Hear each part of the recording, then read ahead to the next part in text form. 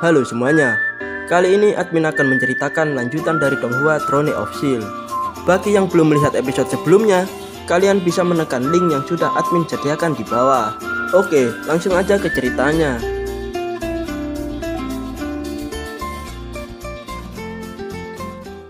Setelah melalui ujian kebangkitan ilahi dan berlatih keras bersama King Yu, Hao-Shen akhirnya kelelahan dan terpeleset jatuh ke jurang.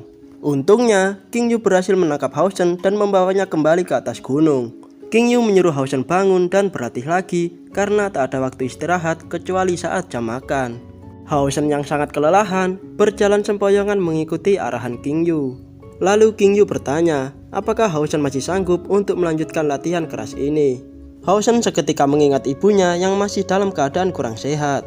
Lalu Hao-Shen dengan tegas menjawab kalau dirinya masih sanggup untuk mengikuti latihan ini. Setelah itu King Yu menyuruh Hao-Shen untuk menyantap makanan yang telah dia siapkan. Hao-Shen terlihat bahagia karena makanan tersebut nampak sangat lezat. Namun tiba-tiba Hao-Shen berlutut di hadapan King Yu. King Yu secara spontan langsung memarahi Hao-Shen karena kesatria sejati tidak akan pernah berlutut pada siapapun. Ternyata Hao-Shen berlutut untuk meminta izin membawa semua makanan yang nantinya akan diberikan pada ibunya. Hao-Shen berkata kalau ibunya selama ini tak pernah merasakan makanan enak. Mendengar hal ini, King Yu merasa bersalah dan memalingkan diri dari hadapan Hao-Shen. Hao-Shen juga berkata kalau dirinya kehilangan seorang ayah saat dirinya masih kecil. King Yu semakin dibuat merasa bersalah mengingat dirinya adalah ayah dari Hao-Shen. King Yu lalu melihat foto saat bersama istrinya dan mengingat kembali saat-saat awal pertemuan mereka, yang pada saat itu diiringi oleh jatuhnya bintang-bintang yang indah. Setelah itu, Hao-Shen datang menghampiri King Yu dan meminta maaf padanya. King Yu lalu menjelaskan kalau di luar kota Odin yang saat ini ditinggalinya, para kesatria berjuang mati-matian demi melindungi umat manusia dari serangan para iblis. King Yu juga berkata kalau kesatria tidak hanya sekedar meneriakkan yel-yel dan mengambil cairan kultivasi, melainkan mereka harus berada di garis depan untuk melindungi umat manusia. Setelah mendengar ceramah dari King Yu, Hao-Shen seakan mendapatkan semangat booster. Hao-Shen dengan yakin berkata kalau dirinya akan berlatih lebih keras dan tak akan lari dari semua latihan dengan tujuan menjadi kesatria sejati. Setelah itu King Yu membawa Hao-Shen ke ruangan cincin warisan, di mana tempat ini akan menjadi tempat bagi Hao-Shen untuk belajar jurus baru. King Yu mengatakan kalau setiap kartu mewakili satu keterampilan. King Yu juga mengatakan kalau semua keterampilan rahasia dari kuil kesatria ada di tempat ini. Ditunjukkan beberapa skill atau jurus dari kartu, yaitu tebasan menyilang dan tebasan matahari. Setelah itu King Yu menempatkan Hao-Shen sebagai pemilik cincin warisan, di mana pemilik dari cincin ini harus benar-benar siap untuk melindungi umat manusia. Dan semua kartu di tempat tersebut langsung tunduk kepada Hao-Shen, yang menandakan kalau mereka semua telah menganggap Hao-Shen sebagai tuan barunya.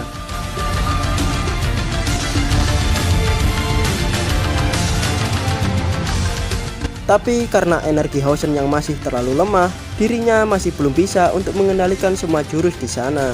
Lalu King Yu menunjukkan jurus pertama yang akan dipelajari oleh Hao-Shen, yang mana teknik ini disebut sebagai pedang putih sejati.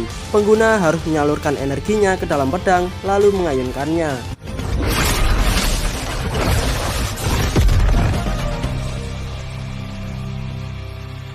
Lalu giliran Hao-Shen untuk melakukannya. Tapi karena energi dan pelatihan yang belum cukup, Hao-Shen tak dapat mengeluarkan jurus sedikit pun.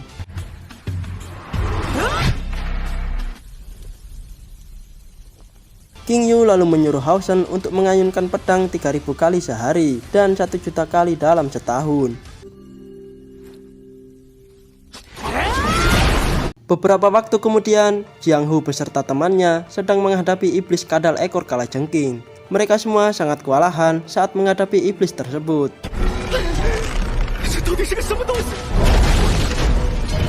Di sisi lain, Hao-Shen yang dalam perjalanan pulang mendengar suara Jiang Hu. Hao-Shen lalu datang untuk membantu Jiang Hu dan teman-temannya.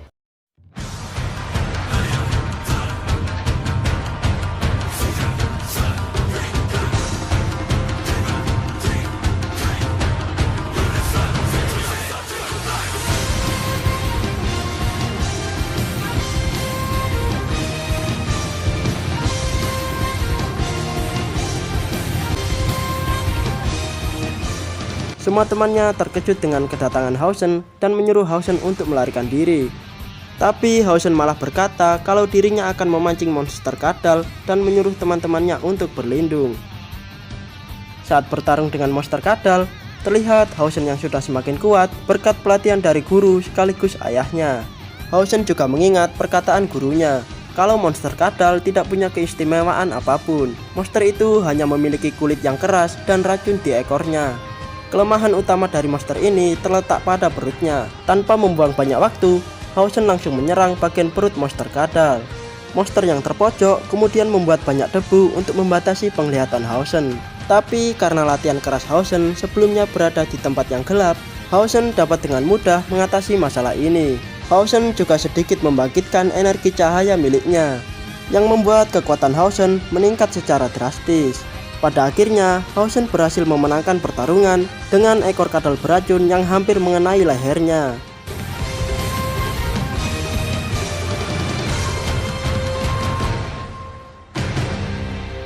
Melihat hal ini, semua teman Hausen sangat gembira dan memuji Hausen yang sudah bertambah kuat.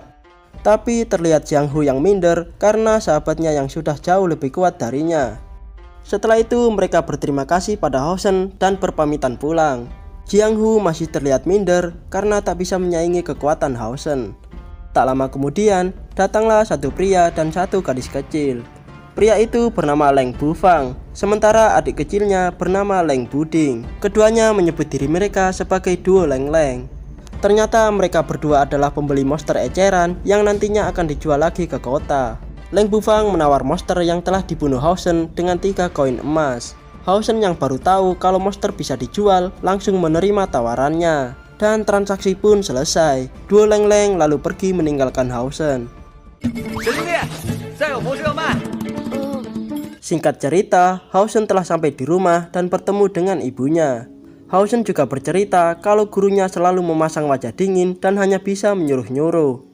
Tapi dibalik itu semua, Hausen tetap mengakui kehebatan gurunya. Ibu Hausen lalu melihat cincin pemberian Sai-Er dan bertanya dari mana Hausen mendapatkannya. Hausen yang salting menjawab kalau cincin itu adalah pemberian dari teman lamanya. Cincin tersebut memiliki sebuah ukiran di dalamnya yang bertuliskan "Jangan lupakan aku". Di sisi lain, Sai-Er sedang bersiap untuk melanjutkan ujian keempat reinkarnasi, di mana pada setiap ujian Sai-Er akan kehilangan salah satu inderanya. Dan pada ujian kali ini, Sai-Er harus rela untuk kehilangan penglihatannya. Ujian lalu dimulai. Terlihat beberapa pedang yang sudah melingkari Sai-Er. Pedang-pedang itu lalu melesat dan menusuk ke tubuh Sai-Er. Lalu mata Sai-Er mengeluarkan energi magis yang diserap oleh pedang utama di atasnya. Dengan ini, Sai-Er telah menjadi buta sepenuhnya.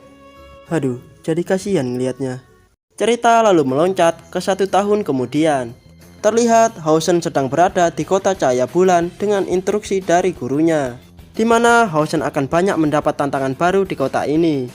Hausen lalu berlari menuju kuil kesatria cabang kota dan melihat pemandangan indah dari atas. Sampai akhirnya Hausen tiba di depan gerbang kuil.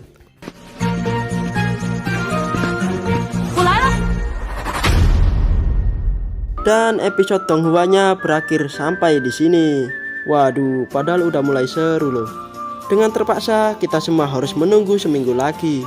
Tapi jangan khawatir, bagi kalian yang sudah nggak sabar untuk melihat lanjutan ceritanya, admin akan kasih bocoran untuk episode yang akan datang. Pada episode selanjutnya, Hausen telah sampai di kuil kesatria cabang kota. Di sana, Hausen diremehkan oleh orang tak dikenal. Hausen juga harus melawan seorang wanita yang merupakan murid dari ketua kuil. Wanita itu juga merupakan kesatria paling berbakat di cabang kuil. Dan sampai sini saja video kali ini. Admin akan melanjutkan cerita lengkapnya saat episode terbarunya sudah tayang.